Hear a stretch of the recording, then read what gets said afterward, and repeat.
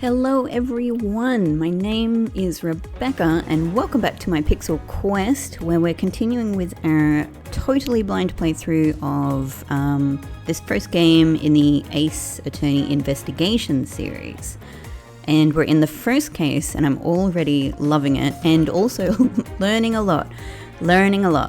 So we're getting kind of into the thick of this argument with Portsman, where we're starting to chase him into some corners, but it's definitely nowhere near over just yet. I think even for the first case, like there's a few back and forths to come. But I also wanted to point out, like, this music, like just when I came back into the game just now, I was like, there's something about the like the instruments that are used in this piece here, that bit there in particular, that really gives me Ace Attorney Chronicles vibes. And I love the music in all of the Ace Attorney games that I've played. But like that Ace Attorney Chronicles just has a kind of a particular vibe because of being, set in an earlier historical period. Anyway, that's it. Just kind of giving me those vibes and making me remember how much I enjoyed playing that game. And now, back to enjoying playing this one. Alright, so we've got a few options in front of us. I think since I'm coming back into the game, like I last played yesterday actually, so it's been a little while since I was here. So I think I might as well just press all of these and get myself back in the groove. So if memory serves, you came back to this office at around 2 a.m, correct? Hold it! You are correct. It was around 2 a.m. Are you sure? It's really important to me that you're spot on with the time. I remember checking my watch then, and make no mistake, it was 2. Ooh, giving testimony like a pro. Okay, so you came back to your office at 2. And it was then that you had the unfortunate confrontation at gunpoint with the culprit. Hold it! It is as you say, however. Oh, it is as you say, however, I should have read that. Yes, however, you are the only one who claims to have bumped into the culprit. So tell me, did you see the person's face? Was it me who you saw? My feeling at the beginning, and I think I probably must have said this in an early episode, is that, and it's still my feeling, is that, though I haven't really like worked out if it works with all of the things that we've learned since, but my feeling is that the first person who came into this office was Portsman. The second person who... No, that doesn't make sense, does it? The second person who... I felt like the one who was in the office with Edgeworth was someone else, and I suppose now I would think that was Jim, because he shot the gun at the coat hanging on the wall to draw attention, I feel, to what was going on. But then that doesn't make sense, because he would then have to be shot afterwards, and surely there was no time after all of that for Portsman to sort of come back in and anyway. All right, I think that original sort of assumption doesn't really make sense with how things have unfolded. All right, anyway, let's go on. So tell me, did you see the person's face? Was it me who you saw? It was pitch black, so I couldn't actually see. Oh, come now. I'm sure you saw something. Try a little harder, why don't you? I mean, to be honest, I'm interested in you trying a little bit harder, Edgeworth. I'm beginning to feel like I'm the one being interrogated here. Well, he's a prosecutor. It's what he's gonna do. Oh, well, it doesn't matter if you remember or not. It only matters that you ran into the culprit. No. So I don't know. Like, again, I still feel like this is not right. I feel on some level it makes sense that the person Edgeworth confronted is not the culprit, and this guy is trying to reinforce that because, if Edgeworth could remember who it was, it would reinforce that he was not the culprit. But that second person that Edgeworth confronted was somebody else. I feel this.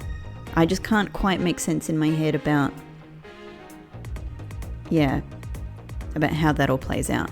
But at exactly that time, I was down in criminal affairs. I mean, this could very well be quite true. So you paid the criminal affairs department a visit. I thought he was going to say, so you paid them, you paid them to say you were down there. Yep. Right after I left the prosecutor's building, I headed straight for the precinct. Ask around. I'm sure the other detectives will corroborate my story. It's the perfect alibi. I feel like if you're innocent, it's not really in your... I don't know, I feel like even referring to it as an alibi somehow makes things seem much more suspicious. Well, we did go and ask around to confirm your testimony, and it was just as I said, right? Yes, sir. A number of detectives said that they saw you at around that time. See? I have the perfect alibi. That's the ace I had up my sleeve. Impossible. He actually does have the perfect alibi. Oh, so maybe actually we were meant to press all of those. Okay, that's good. What's wrong? Why the sudden sullen look on your face? Can't you say anything back, Mr. Edgeworth? I think we've reached the end of the line and it's time to get off this crazy train. You there. Sir. Please escort the young lady out. But remember, be gentle. Maggie! Detective Gumshoe! Oh, romantic. Is there nothing I can do? There must be a way to turn this situation around. This is so interesting because I'm so used to this situation with Phoenix. We have this turnabout moment where things seem to be their darkest and he's, panicking. But the funny thing is that, of course, Phoenix in these situations would really be panicking. He'd be sweating. He'd be like going out of his mind. But Edgeworth, of course, always has a facade of calmness. So we're in this kind of situation with him. And yet, the turmoil that he's experiencing is all very inner monologue only. Is there nothing I can do? If I only had a clue. Did I miss something that can help me cast doubt on his alibi? Underline. The intruder I met could not have been Portsman. Then who could it have been? Great. Okay, good. That is what I was thinking. Thank you, game. I feel validated, even though I don't have the full picture of events yet. I need to calmly think this through one more time, and with logic. Great. Dun dun. Oh, this is cool. I'm glad that we're going back to... I quite like this... I quite like these little logic dynamics. I think it'll be fun when we have a lot more pieces to play with. Well, there is another handgun, right? Another handgun. Bam. There were 2 bullets left at the scene of the crime. One that robbed Mr. Faith of his life. Oh, what a way of putting it. And one that nearly robbed me of my jacket. That's so, that was definitely to point out the safe.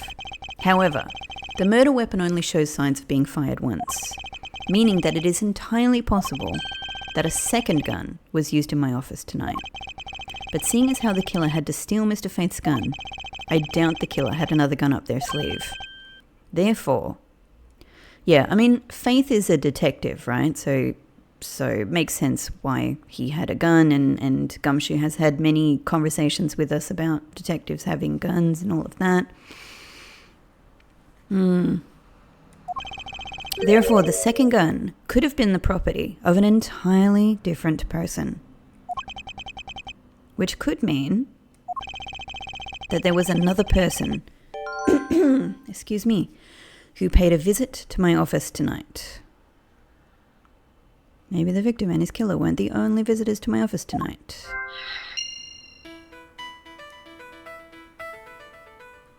The culprit rearranged my files twice, once before and once after the murder. Why? Well, obviously, this makes sense anyway, but obviously these are the only 2 choices we have, so we got to do this. Supposing there was yet another visitor tonight. That would also resolve the issue of why my shelves were upended twice. We know that the shelves were disturbed once before and once after the murder. Right. Okay. So I forgot that they were really giving us that. Yeah, there was time after the murder. Well, no. Yeah, after the murder. After the murder, there was time for some more things. Okay. All right. Yeah. So there's plenty of time. There's plenty of time in this timeline then for Portsman to come up here initially, rifle through things, probably Buddy to come in here, maybe catch Portsman, or maybe just Portsman had to run out and create an alibi of some sort, maybe just for theft at that stage. When did the murder take place? Can I? I've forgotten so many little details. I've had a big break. We don't have detail. The body was found okay. The body was found at around 2:05 a.m. Okay, so let me just remind myself of all of this timing. I don't suppose we have very much. We have the timing around the key, which isn't written here now, but I think I can kind of remember. But either way, it seems that the murder took place probably at around 2. But Edgeworth was in here at around 2. But then surely, you know, I've kind of just forgotten, like, yeah, exactly what this chain of events is. That is clear. All right. Okay. I settled things in my brain. So I paused and I actually went back and looked at the 2 initial cutscenes in this chapter, because it's just been too long. You know, normally, like, I'm sure that for everyone who's played this game, and if I were playing this game normally, I would have just been through this first chapter of the game in one session, you know, and all of this would be sitting in my memory. But because of the way that I've been recording these episodes, I've had these quite big gaps. Ordinarily, this won't be the case going forward, but because I'm recording these while I'm still putting up episodes of other games at the moment, so there's been these bigger gaps than there would normally be between these Let's Play episodes. Anyway, so as was, I'm sure, very clear to you, I was very, I had just forgotten some of those earlier details from the first episode. So I've reminded myself now, and it is crystal clear to me at 1:16. So really right at the beginning of this whole crime time period, Portsman is there with Buddy, having a nice little chat, shoots Buddy. Buddy is dead at 1:16. Then it's 2:05 when Edgeworth comes in, is confronted by mystery person who is definitely not Buddy. Maybe Maggie or someone that we don't know yet. Just someone who's going to be relevant to future cases, maybe, because I'm sure that there's clearly so much more going on in this case. Like, what we're seeing right now is clearly just a little blip, on the surface of this much deeper case that involves, like, these, older cases and things like that. So yeah, so maybe we won't even find out who this second person is yet. Maybe it'll just be enough to sort of establish Portsman's guilt or something like that. Anyway, all right, so I've got the timeline. I've got at least a lot more of the timeline now set in my head, and definitely the second person was not Buddy, because Buddy was sitting there dead at the time. Once by the person who stole the victim's gun and then killed him with it, and once again after the murder by our second culprit, who was the owner of the second gun. If we suppose that the second culprit's gun was the one that pointed at my back. Objection! Whoa! What a nice big kind of sweeping throw there. Love it.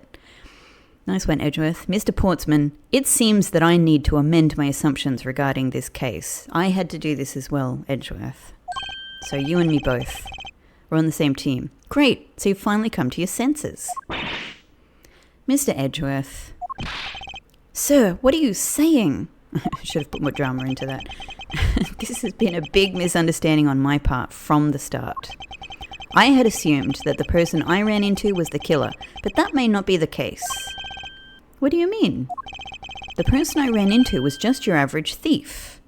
A thief? But sir, doesn't that cause some sort of contradiction in the facts? Not at all. It simply means that the killer was someone else. And it means that in actuality, 2 culprits stole into my office tonight. What do you mean 2? 1 and 2, Gumshoe. It explains why my shelves were disturbed twice and how there were 2 guns. Mr. Portsman tricked Miss Bird and gained entry into my office. Now you're just leading the argument. You still don't have any actual proof, you know. If you could please go along with my hypothetical scenario for now, Mr. Portsman. In the end, if you really are innocent, you should have nothing to worry about. Grrr. Now then, returning to my scenario, Mr. Portsman was out to steal something from me. Which is why he checked my secret safe and ransacked my shelves. This is the first time. So then, this would be when the files were put back in the wrong order, right? Correct. And then, just when he was about to look somewhere else. Who should walk in but his own partner, Mr. Faith?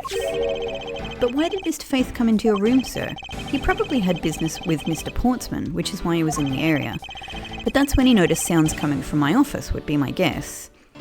Which on its own, I guess, shouldn't be too alarming. There are other people that might be doing work in their offices late, but, maybe context is playing a role here.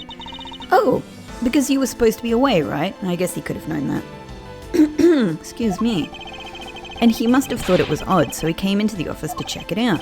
Correct. And as a detective, that was the right thing to do.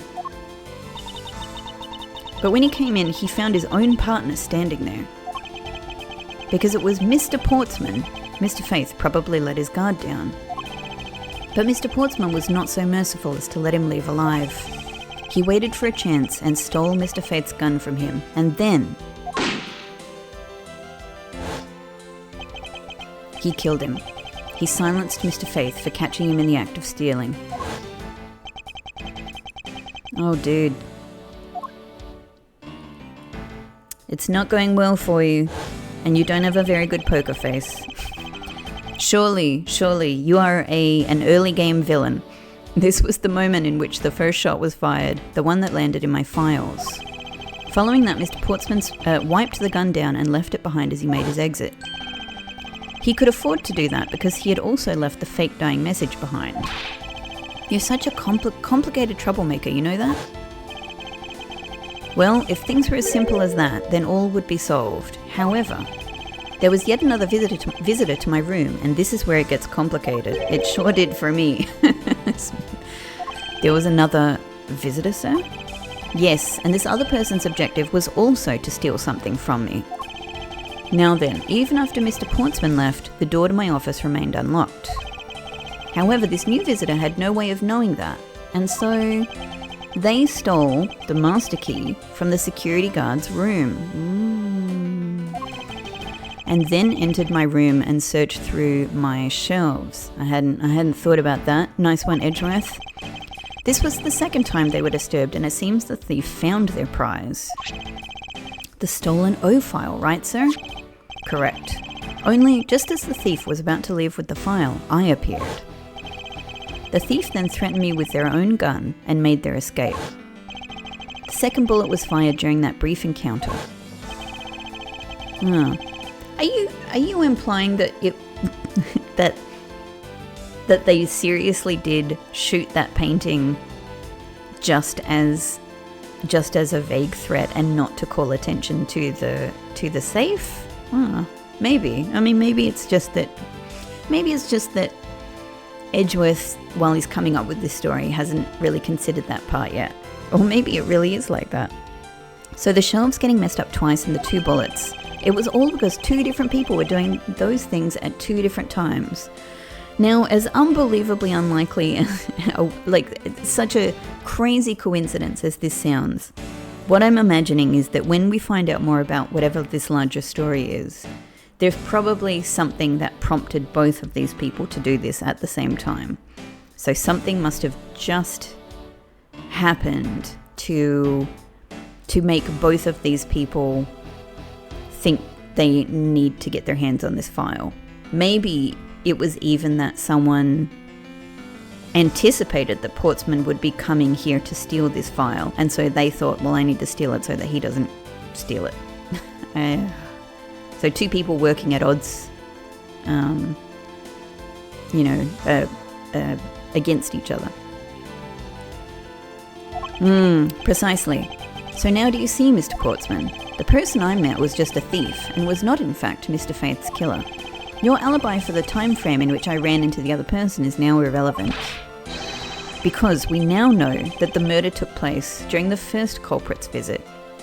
Well, Edgeworth, honey, I know you're right, but I just don't know how all of this sounds in the moment. You know, I don't know actually how firm this conjecture is. Objection!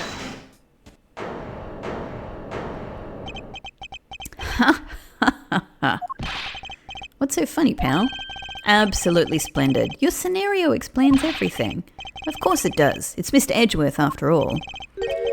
But you know, it still doesn't change the fact that it's all circumstantial. It's exactly what I was saying. Supposing if, and that's a big if, your theory was right, it would indeed render my alibi, which has withstood scrutiny, mind you, irrelevant. Oh, hi, Pixie! That's my little fluffy kitty Pixel mewing in the background because it's getting close to his TREAT time. I can't say that aloud because he knows the word very well. But there is still one defining point of your argument for which you have no evidence. I mean, I think there's probably several, but yeah. Your supposition that I was the first visitor. Mr. Edgeworth, you can't let him get away with that, sir. But he has a point. I have absolutely no proof at this point. Don't say that, sir. I don't believe this. Don't worry, Maggie, I'll do something if I must. You know something? I find your attitude to be somewhat peculiar, Mr. Edgeworth. If the person you met really was a plain old thief, then why is that person not your main suspect? That is, if your theory is correct.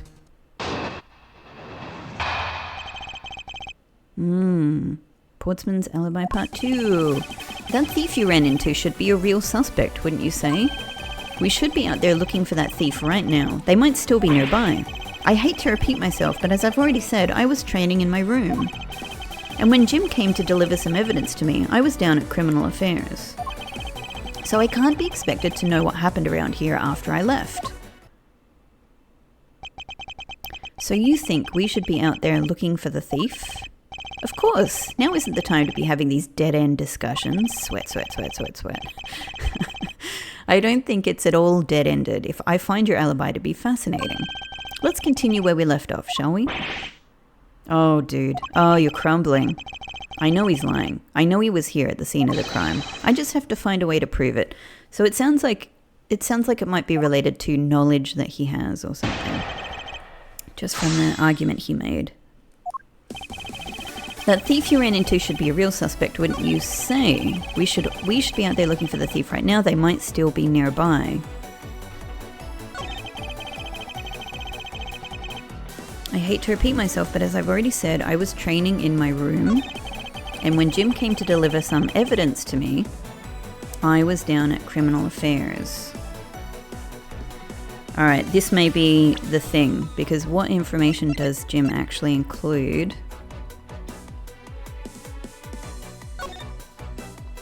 Oh, I bought the 3 pieces of evidence by, just like we talked about on the phone, but it looks like you're out. Guess I'll catch up to you later. Well, this is another place where I've, because of the break I've had between episodes, I've forgotten exactly what has occurred in the dialogue. But I'm suspecting that actually we haven't told him what, what the contents of this letter was. So it might be that he actually shouldn't have this information. All right, let's give it a go. Let's just bam. Oh no, I'm stripped. No. All right. I mean, I was just having a go. That's okay, because that's the very first point that we've lost. Absolutely. Like, we're doing very well. Calm down, Miles. Listen carefully. Well, I was doing that. So I can't be expected to know what happened around here after I left. See, this just seems like exactly the point, right? Well, let's just press this one and see what comes of it. Why didn't you go there with Mr. Faith? Ah, that's because he said he was tired and was going to take a quick nap. You know those sofas in the hallway? He likes to sleep on those. It's one of his habits. And what of the evidence he brought? They were things related to yesterday's case. Just 2 items, a gun and a pendant. Huh. So the gun he brought could be the gun that was shot. Well, the gun that shot him, I suppose. But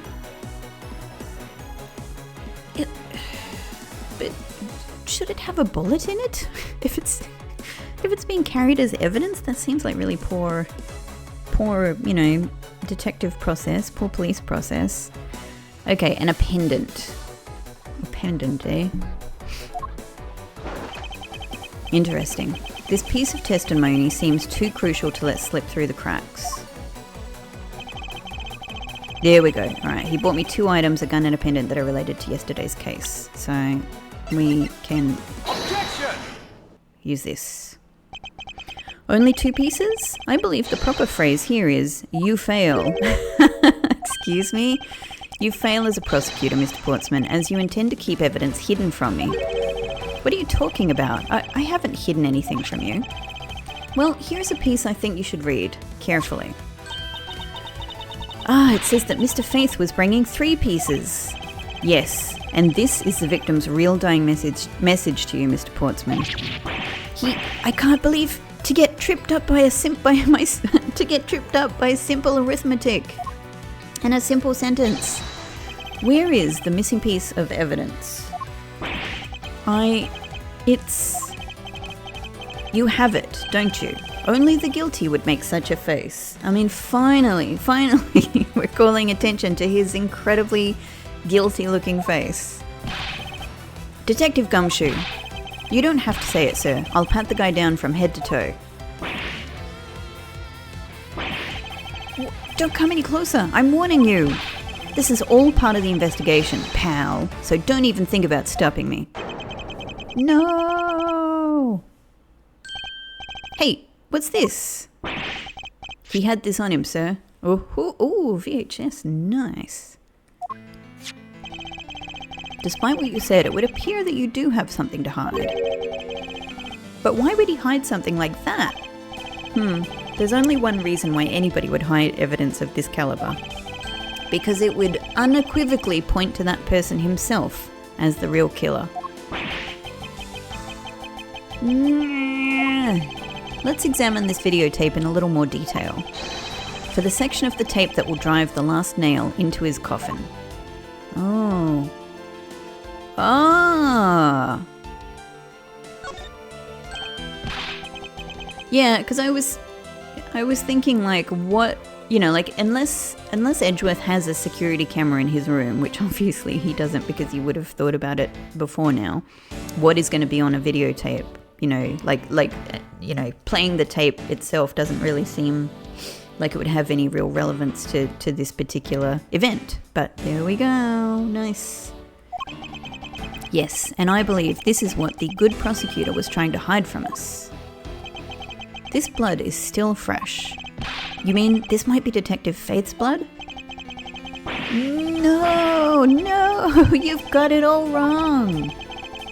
No amount of denial can save you. We have but to run a blood test to find the truth. You told us that you had received evidence from the victim earlier. Now you will tell us when and how did the victim's blood find its way onto this video. Yeah, it's totally suspicious. Was it at the moment of his death? Did Detective Faith have this videotape on his personage when you killed him? You know very well there's no way to prove that. Not even if we were to examine this tape for fingerprints? I didn't think about that. Something so basic. If I had to take a guess, I'd say that the only ones on here would belong to the murderous you and Mr. Faith. Good golly, Edgeworth. You're phrasing. No, impossible.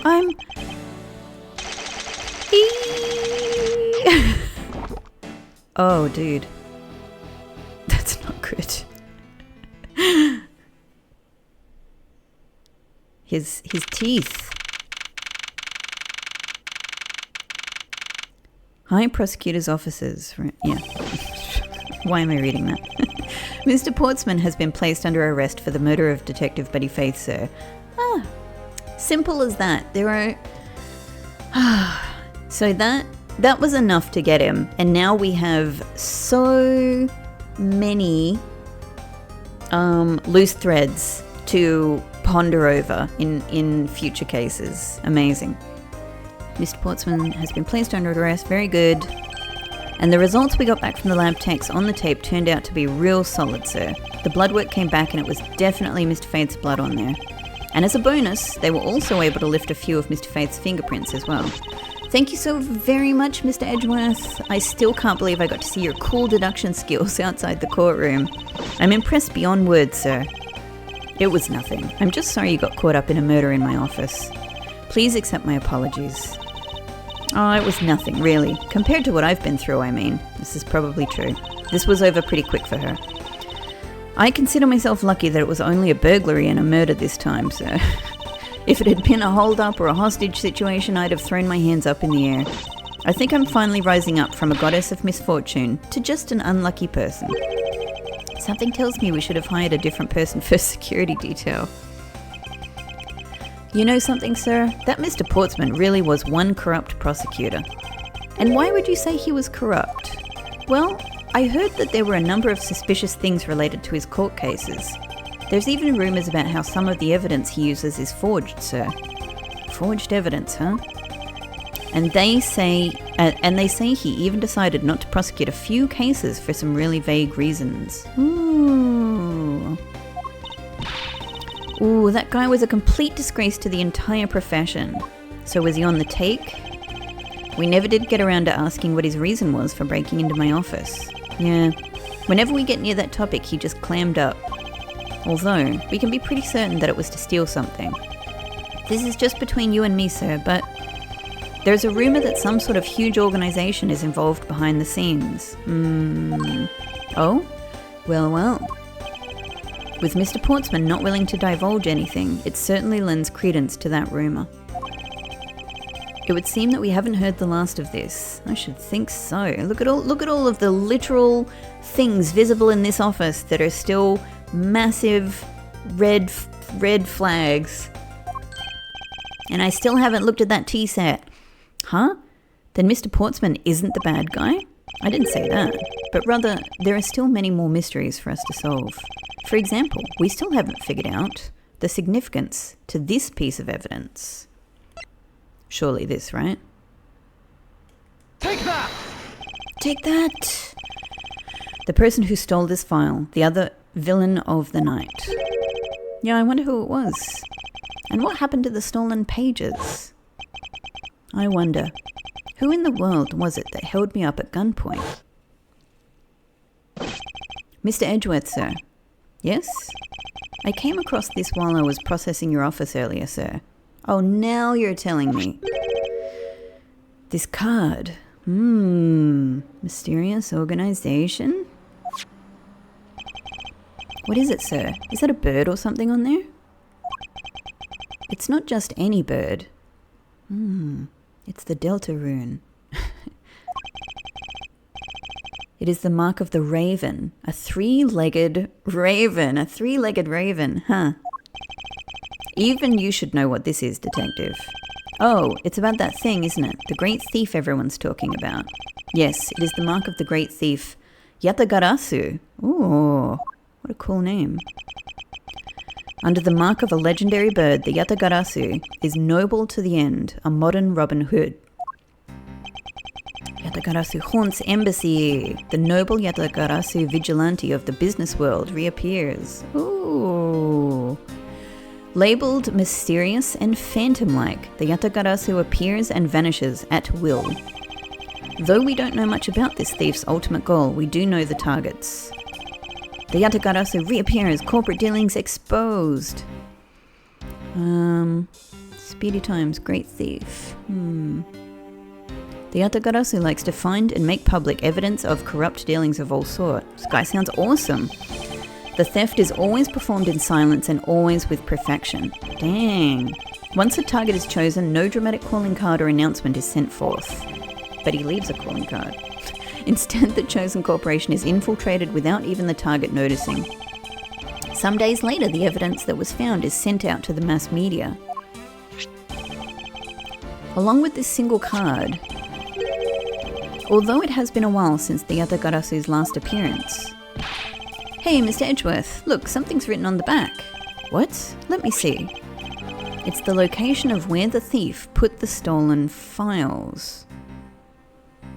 It is? That looks like runes. Gumshoe, are you having a stroke? So the person who stole the contents of the file was the Yatagarasu. Interesting. Oh, I love this. Yatagarasu, organization. Quite a few keywords are popping up in this mystery. The murder in my office. The return of the great thief, Yatagarasu. Looking back, I can't say I didn't see these events coming. Yeah? For they were heralded by the incidents that began to occur 2 days ago. Oh. So is that going to be our next port of call? Interesting. Yes, please. Turnabout visitor. Hoo-hoo. Oh, how exciting. Nice, I like it. So we're starting to get like a bit of a taste of what some of the core, like what the... Hello, Pixel. He's still meowing at me. It's still a little bit too early, my darling. Yeah, still a little bit too early. Very soon. He's so cute. He's so cute. I feel like we're starting to get some of the core elements that are probably going to follow us across maybe all of the cases, maybe some of the cases. There might be some that don't have a huge link to the central narrative, but yeah, we'll see. Very exciting. I've definitely saved, right? I've definitely saved.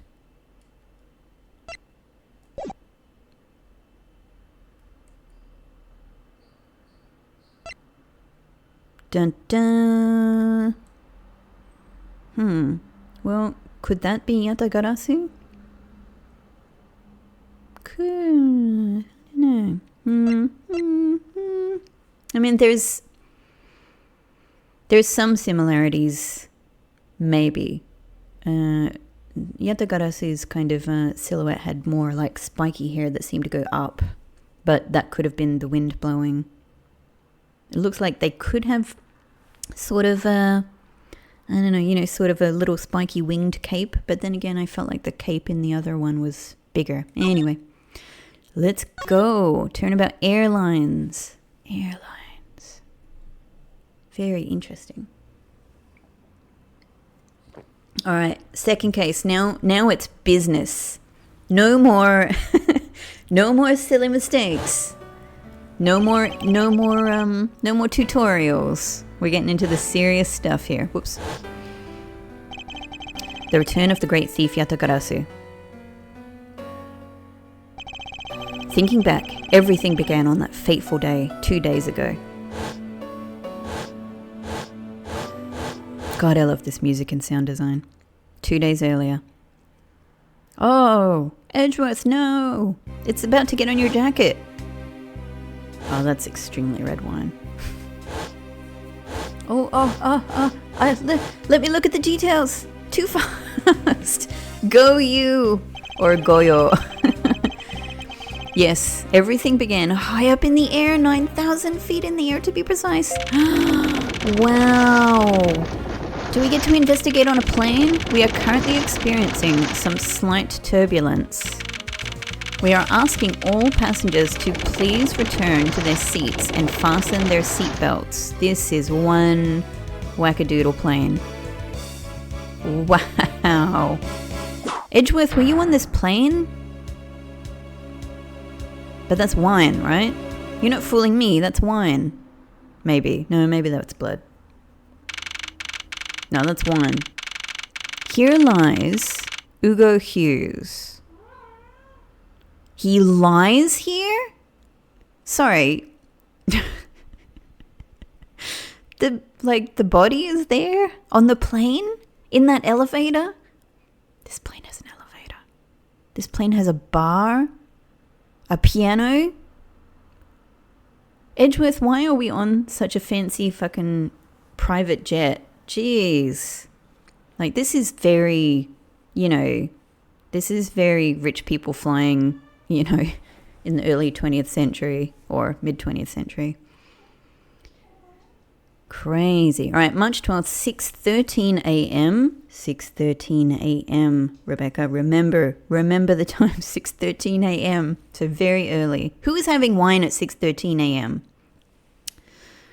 People with problems. That's too early for wine. Oh, hi, Big Zo. He's just jumped up on the desk with me.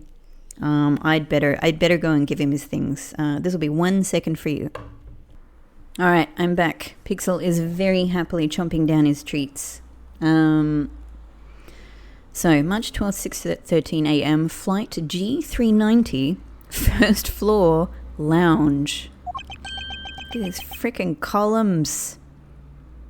These, red, probably velvet curtains with gold tassels. Goyo, literature of some kind in the back, pamphlets maybe. Broken candelabra. There's a lot that's gone on here. Shake it off, Edgeworth. Get to work. We've got some kind of interesting crime to solve. Why do I feel like I just woke up from a horrible nightmare? Well, Edgeworth, have you been drinking at 6 a.m. in the morning?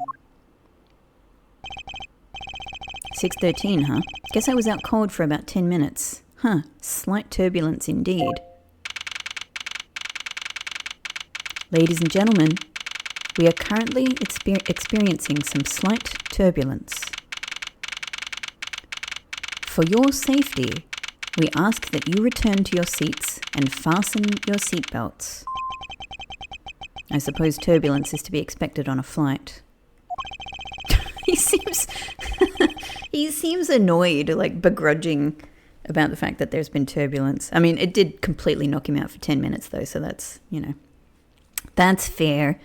Though admittedly, I'm less than comfortable with anything resembling earthquakes. That's right. What's this? A travel wallet? But it's not mine. How did someone else's travel wallet wind up in my pocket? My head. Why won't this headache go away? I'll take care of this travel wallet later, or hand it off to an attendant. I mean, that would be the responsible thing to do right away, right? Footsteps.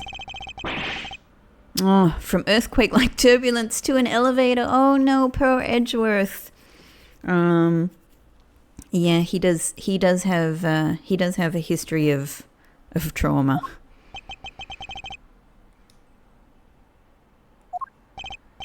What am I doing hesitating like this? Actually, I know full well why I hesitate. It was when I was still but a young child. I'm glad that he's explaining it, because as I've mentioned before, I'm trying not to, I'm trying to be careful with the details that I speak about in other games, just to, to try not to spoil other games for people just in case. Even though I think probably if you're watching this, you've probably played the original the original Ace Attorney games, but this game is explaining it for me, and that seems to be the pattern so far that's happening, so great. I was caught up in a murder that happened in an elevator. But how long am I going to let my past haunt me? Hey, look, dude, PTSD and trauma are really, really, they're not things that you necessarily get over. You mainly just manage them, It's just an elevator. I'm a grown man now. I need to behave like one. Edgeworth, it's not about being grown. It's not about age. It's not about time. It's about working on yourself. It's about being kind to yourself, my man. Dun dun. Well, that could be the hair in the silhouette that we saw before. What in the world happened? Oh no, Edgeworth, just when he was thinking about trying to get over his elevator trauma, the elevator delivers another trauma. What in the world happened? Is there something wrong, sir? I must ask that you please return to your... Eek! Oh, look at her hair. Wow. How interesting. Little cubes, little blocks. So this guy's got some kind of gold tassel around his neck, strangled by the curtain, the gold tassels that are on the curtains. There's money. There's the little, I say the little as if I know what it is. There's a little gold, looks like a gold cat statue or trophy or something. I always like taking these details in. Oh, and the travel wallet looks like it has either blood or wine on it as well. And, just in case this woman is suspicious, and everyone is suspicious really, she has little purple earrings. Yeah, and there's footsteps walking away there. He's dead. Please calm down. We mustn't jump to conclusions without all the facts. Even that could have been a slip up. What's wrong? Did something happen? I mean, why would an air hostess see something like that? And you know what I mean? Like, surely she would... People faint and have all kinds of issues on planes. Like, surely her training would compel her to run over and check if the person, like, wouldn't you kind of assume that, oh, they've just collapsed or something? I don't know. Anyway, suspicious. What's wrong? Did something happen? Where are these people? Are they just off screen? You murderer. What? No, you have it all wrong. It wasn't me. Dun dun dun. There we go. Oh my god, the leg room. What is this? What is this? Oh, Edgeworth is tied up on his seat. He's so mad. I've never seen him like this. Well, no, that's not true. We have seen him pretty mad and exacerbated before. Exasperated. Oh, he's been playing chess with himself. Coffee. So there's someone who really likes eating in front of us and video games. Ooh, that kind of looks like a Dreamcast-ish. Bit of a, not really, but a little bit of a Dreamcast look to it. Watching TV and having a good old time. There's dude here with wine. Already suspicious. And, every other bottle. Maybe these are just different coloured bottles of nice water. I'm not going to assume. And very, very paranoid person here that has a suspicious letter next to them. There are these weird... What are these these grey machines that people have built into the side? Obviously that's going to be important. Oh, they look like they're televisions, so they must kind of come out and flip up, and that's what the two people at the front are watching. Except somehow that guy's managed to get a bottle of alcohol. Let's assume it's alcohol. A bottle of alcohol behind like in his television stand thing. Okay, cool. You are suspicious as hell, woman. Everyone, I am sorry to interrupt, but I have an important announcement. I am one of your flight attendants today, Rhoda Tenero. Rhoda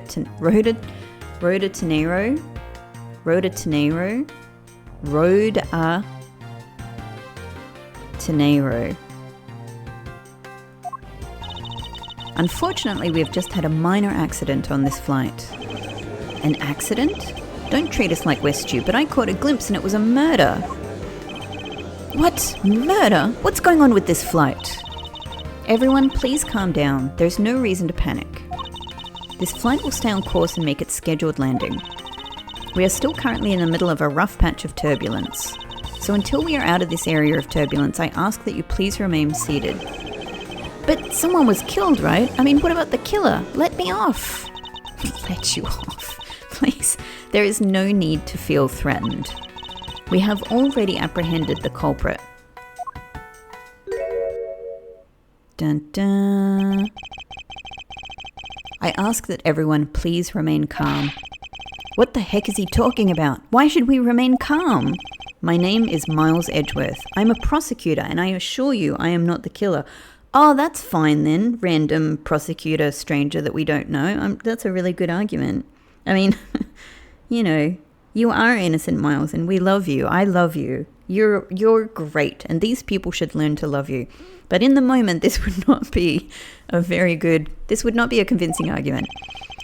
Being a prosecutor doesn't make you incapable of murder, buddy. And we literally, well, we're going to learn that in 2 days. Now, you listen here. No, we're going to learn it again in 2 days. We know this. Now you listen here. I am not the killer. I simply found the body. He's really, wow, it's interesting to see him lose his cool like this. But I guess he's been through a lot, and he's been confronted again with his childhood trauma. So yeah, makes sense that he's feeling his feels. So you say, however, I am sure that you are the perpetrator of this crime. Oh, she's very insistent. I swear on my honor as a professional flight attendant. Oh, is that right? I know what I saw. And there's even very strong, incriminating evidence to back me up. Wow. Speaking like a lawyer now. What kind of incriminating evidence is she talking about? Well, this might be a great place to leave this episode off. Again, we're on a bit of an exciting cliffhanger. We've had an introduction to this new case. My mind is blown. We're on a plane. I'm so thrilled. I'm so excited to explore everything that's going on here. Oh, and there's like a bunch of picture frames, maybe, behind our seat. That's interesting as well. Oh, I'm so excited to explore more, and I will. Oh, sorry, one of the most obvious things in the picture, our giant book of law. Just a book that has law written on it, nothing else. That's so funny. I love it. And I can now see that our foodie has the biggest steak I've ever seen in my life. It is bigger than his torso. Wow. Incredible. I can't wait to see how this is going to unfold. I'm so excited that we have a case that's on a plane. I mean, one of my favorite things about these games, and I keep saying this because everything really about these games is my favorite thing. But, you know, it's just like the new scenarios that you find yourself in different cases as well. You know, the new characters, the new scenarios, like, oh, it's a circus now. Oh, it's a magic show. You know, like, if you're playing and enjoying these games, then, you know, most likely you're also a sucker for this kind of stuff. Like, I love the drama and the inventiveness and the ridiculousness of so much of this.